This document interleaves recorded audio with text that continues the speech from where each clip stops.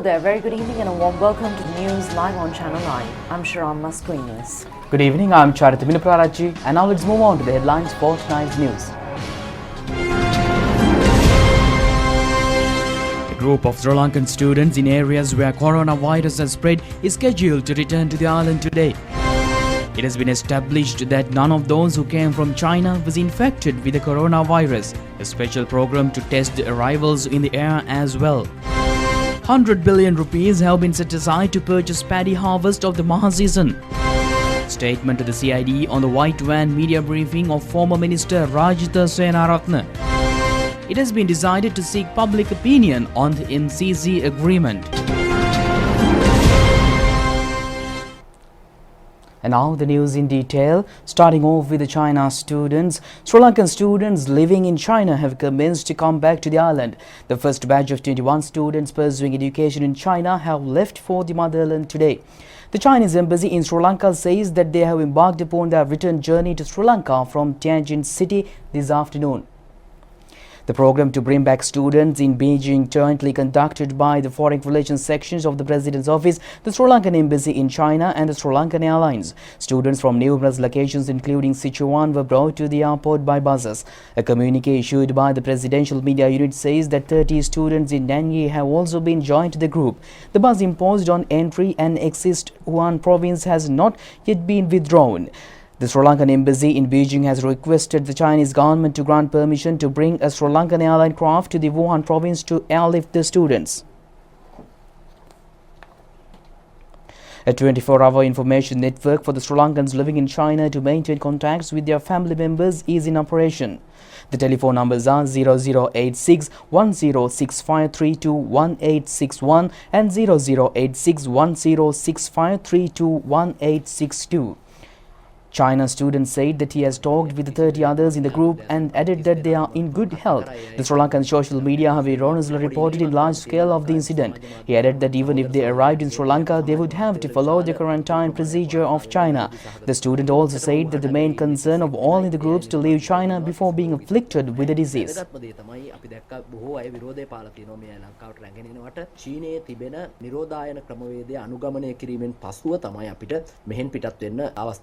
කාවට ආවට පස්සේ මේ අපේ 30 දෙනාටම අපි අද කතා කරා ඒ හැමෝම කැමති ලංකාවේදීත් අවශ්‍ය නම් මේ ක්වොරන්ටයින් ප්‍රොසීඩියර් එක ඇතුලේ ගිහිල්ලා රෝහල් ගත වෙන්න අවශ්‍ය නම් සතියක් නෙමෙයි මාසයක් නෙමෙයි ඕන තරම් කෙලිම රෝහලකට උනත් යන්න එයයි සූදානම්. නමුත් මේ අයට තියෙන අවශ්‍යතාවය රෝගය වැළඳීමට ප්‍රථම මෙහෙන් පැමිණීම සහ රෝගයට අමතරව වෙනත් තියෙන ප්‍රායෝගික දුෂ්කරතා හේතු කොටගෙන ජීවිතය පවත්වා ගන්න බැරි වෙන ගැටලුව මගහරින්න ඕන නිසා තමයි ලංකාවට එන්න අවශ්‍ය වෙලා තියෙන්නේ. The Sri Lankan Airlines has taken measures to provide a special discount of 50% on air tickets in the Sri Lankan Airlines for the students who are hoping to return to Sri Lanka.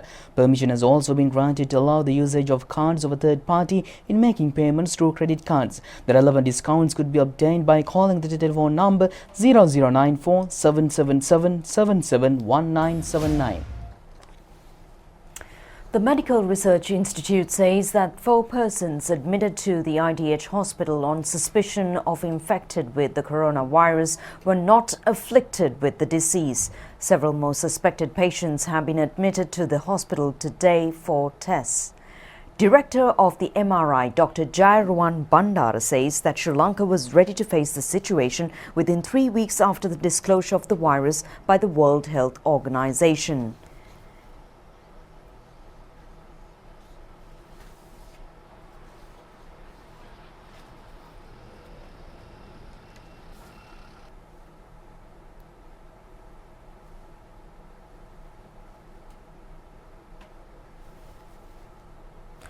"81 persons have already died of the coronavirus infection. 2,827 were reported to have been infected. 5,794 others have undergone treatment on suspicion of the disease. The condition of 461 patients were reported to be serious. 21 persons were reported to have been cured. Chinese authorities say 44 of the afflicted persons live outside of China. 8 infected patients have been detected in Thailand and 5 each from the US and Australia. 4 patients each have been recovered from Singapore, Taiwan, Malaysia and South Korea. 3 have been reported from France and Japan each. 2 patients were reported from Vietnam and 1 each from Nepal and Canada. Foreign media says that it takes between 2 to 14 days to show the symptoms. Many airports in the world have installed special scanners to detect corona patients. A special passenger terminal is in operation at the Katnaike International Airport for passengers arriving from China. The airport have 4 thermal scanners to detect patients. Specialist physician Dr. Sudat Samaravira says that it is not necessary to wear face masks due to unfounded fears. Minister Pavitravani Arachi says that the MRI has the necessary technology to establish an affliction of the virus through a blood test.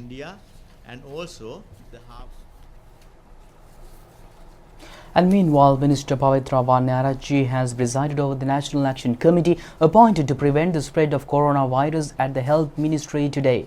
President Gotabaya Rajapaksa has instructed the ministry to appoint a National Action Committee to prevent the spread of the disease in the country.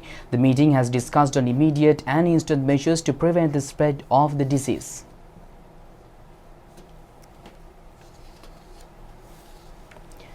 The government has set aside 100 billion rupees to purchase paddy harvest of the Maha season. The anticipated output is 2 million metric tons. A kilo of paddy with appropriate standard of wetness is scheduled to be purchased at the guaranteed price of 50 rupees. The Paddy Marketing Board will issue a certification regarding payments to farmers at time of the purchasing paddy. Upon presentation of the certificate to the relevant bank branch, the amounts will be credited to the bank accounts of the farmers. All storage under the custody of the Food Commission will be used to store paddy. The President has also instructed to place them in charge of Paddy Marketing Board and District Secretariat. The Presidential Secretariat has stated that the cooperation of the 3 armed forces will be obtained to speed up and streamline the paddy purchasing process. The President has also given orders to utilize the assistance of the entire state service for the successful implementation of the program in an exemplary manner. Our correspondent says that preparing for reaping harvest of the Maha season in Eastern Province has already commenced. State Minister of Power and Energy in the state of Qatar, Saad bin Sharida Al Qad, has met Prime Minister Mahinda Rajapaksa. More attention has been focused at the meeting on cooperation in the field of power and energy. The meeting has taken place at Temple Trees yesterday. Attention has also been focused on Sri Lankan investments in Qatar in the fields of petroleum, tourism, food processing and agriculture.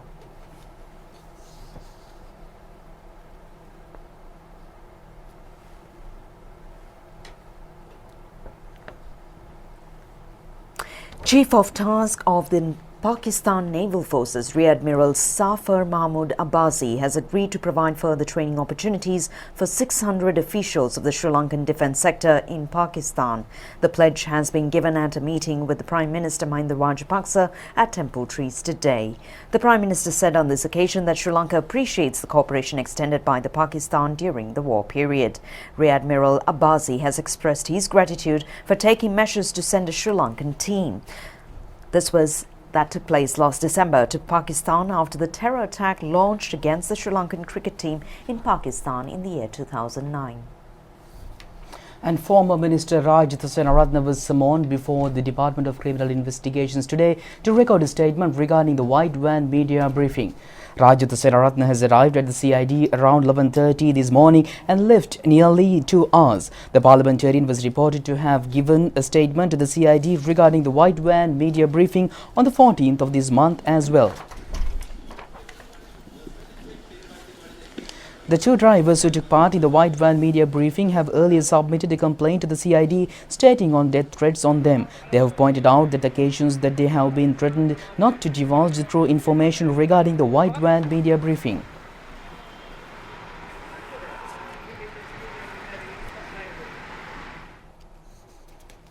A restraining order has been issued on the hearing of the court case filed before a 3-member panel of High Court judges against former Navy Commander Admiral Vasantha Karanagoda and former Navy media spokesman Rear Admiral DKP Dasanaika.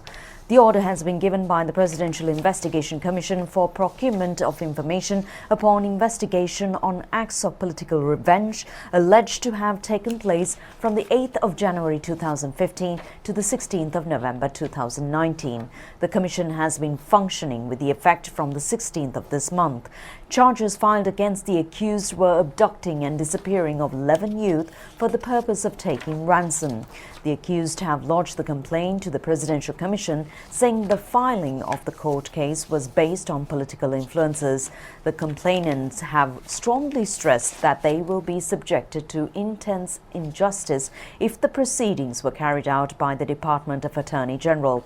They have pointed out, therefore, that based on the principles of the justice and fairness, examination of the case should be halted until an investigation is being conducted to determine whether the accused should appear not before a three-member panel of High Court judges for further hearings of the case.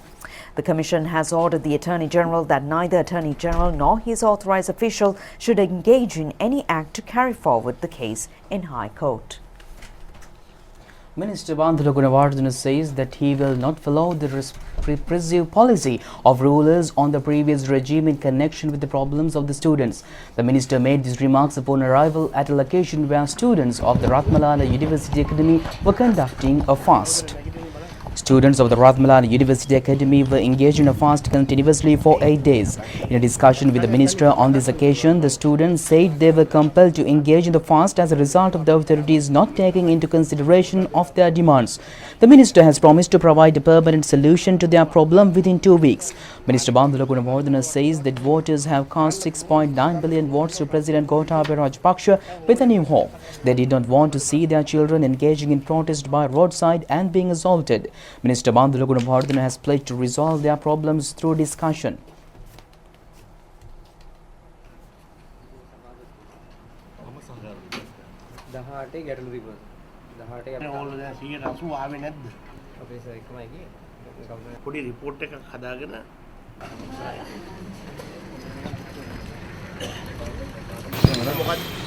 He added that he came to know that students have been engaged in a fast at his makeshift platform for a period of 1 week. He added that he as a teacher and Minister of Education does not follow the retail policy of the previous administration. He has promised to bring a better tomorrow to the students by safeguarding the rights of free education. The minister also said that he will not leave for room anybody to take revenge from students. He has also said that if students abandon fast and participated in the final discussion on Thursday, the problem will be resolved within a week. කවුරුහරි කෙනෙක් මොනවාරි කළයි කියලා ළමයින්ගෙන් පලි ගන්න රෝමියෝ ඒවා මගෙත් එක්ක කරන්න බෑ. එයා දැන් අට්ටාලේ අත්හැරලා බ්‍රහස්පතින්දට අවසාන සාකච්ඡාව දාලා තියෙනවා මේ සතිය තුල ප්‍රශ්නේ විසඳන්න. President of the Sri Lanka Podujana Peramuna, Professor G.L. Pieris, said at a media briefing today that a speedy program is needed to protect the honour of the judiciary and the judges. He also said that any measure in this regard should be carried out through a judiciary mediation. President of the SLPP, Professor G.L. Pieris, said that the good name of the Sri Lanka judiciary has not been tarnished by any means. He added that the majority of the judges of the country are respected persons. President of the SLPP has further said that if there is a problem pertaining to judges, it should be resolved by judges of the highest ranks themselves. He also said that the problem would be further complicated if politicians or officials attempt to mediate in this connection. State Minister Rohita Begunawardena said that this is a statement on the judiciary made by the former Governor Azad Sali. Azad Sali was reported to have stated that if 7 or 8 persons were recruited in the name of Tawheed, such a measure was illegal and anti-religious.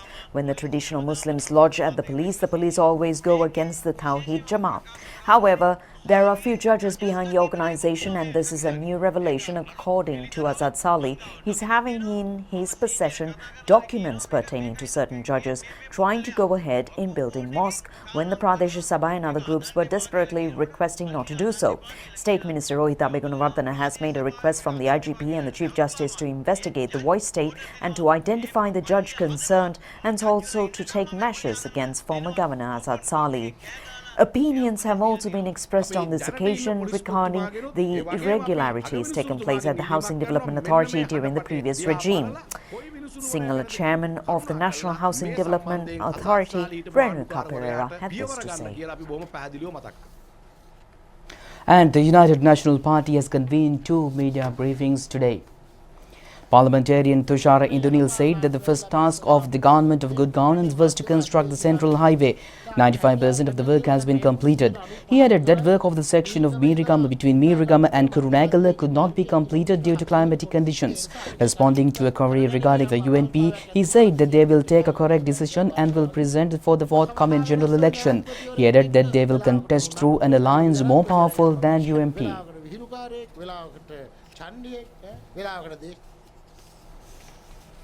The government of India has decided to confer one of the highest civilian awards, Padma Shri award, to two Sri Lankans. High Commissioner of India to Sri Lanka, Taranjit Singh Sandhu, made the announcement on this regard last evening. A special ceremony in celebration of the 71st Republic Day of India was held at the official residence of the Indian ambassador to Sri Lanka. The event was held under the patronage of the Minister of Foreign Relations, Dinesh Gunawardena. Many dignitaries, including politicians, ambassadors and high commissioners, were present on this occasion.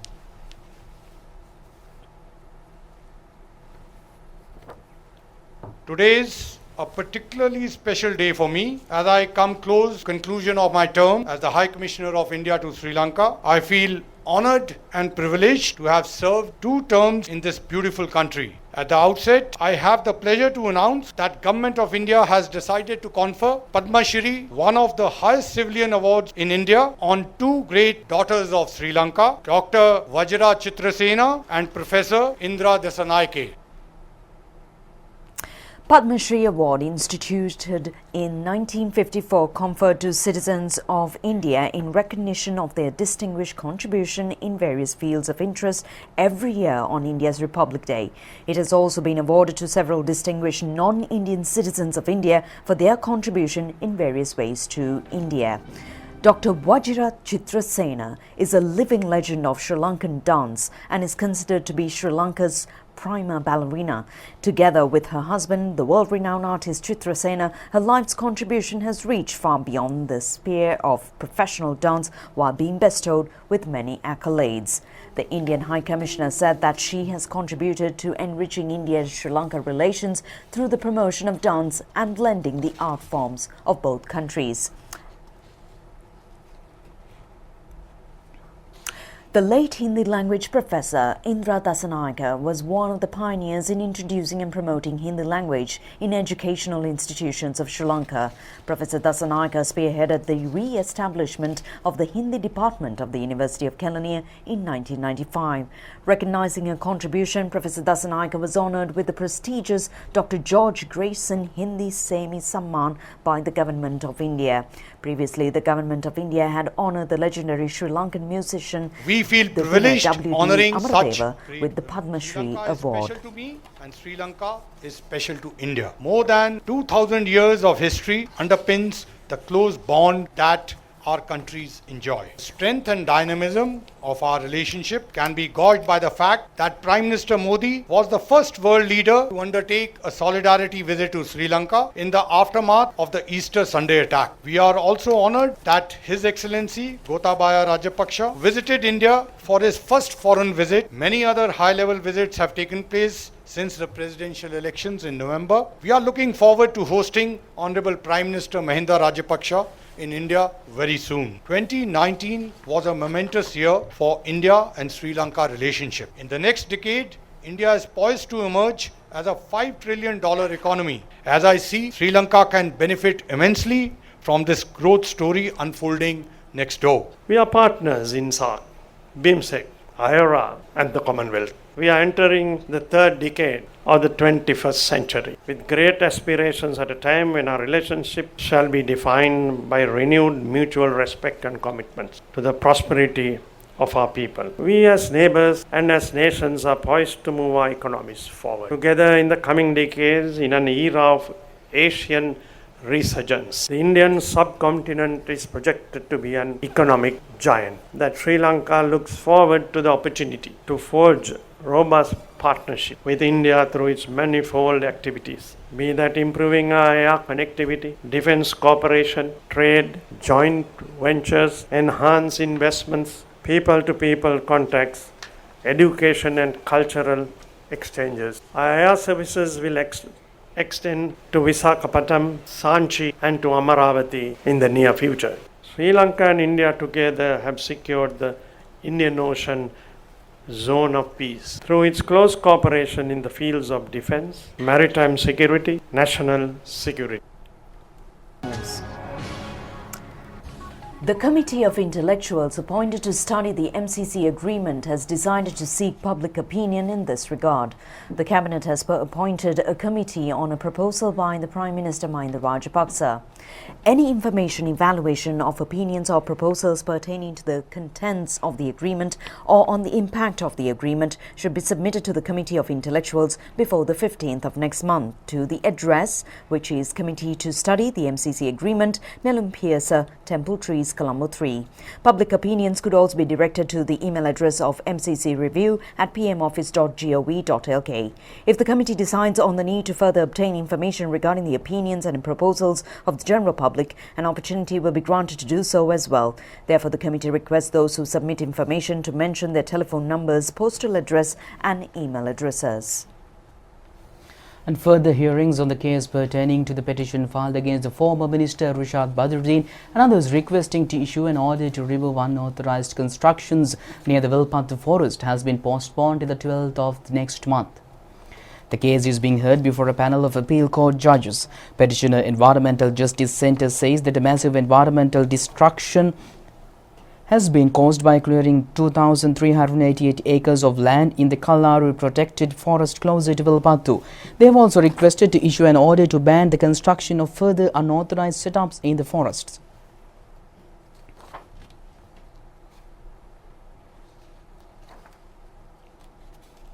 The Attorney General has filed a case at the Colombo High Court against 4 persons including former Magistrate Thilana Gamage for keeping in their possession and a baby elephant without a permit. The Appeals Court has issued an injunction today preventing further examination of the case till the 29th of this month. Thilana Gamage has requested to appoint another judge in place of Gihan Kulatunga and to impose stay order in the High Court. Colombo High Court Judge Gihan Kulatunga has ordered today to postpone for giving evidence against 4 suspects including Thilana Gamage till on the 3rd of next month. The Colombo High Court has ordered to convene the case filed against Vimal Veeravansha by the Bribery Commission on the 12th of next month to fix the dates. Veeravansha has been accused of accumulating inappropriately of assets exceeding 75 billion rupees from the period of 1st of January 2009 to December 31st, 2014.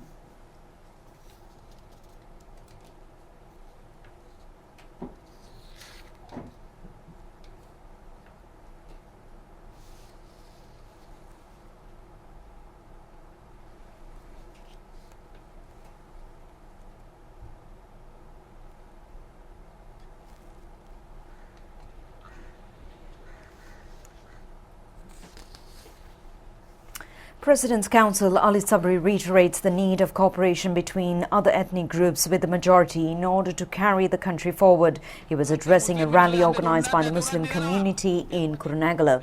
President's Counsel Ali Sabri said that the President Gotabaya Rajapaksa would have won the presidential election had the Muslim community voted for him or not. He has asked the Muslims to become partners of this victory.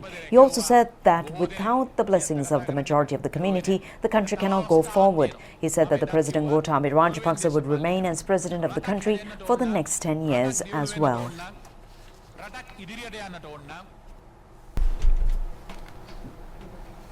And with that we conclude tonight's news. Do it just tomorrow at the very same time. Good night.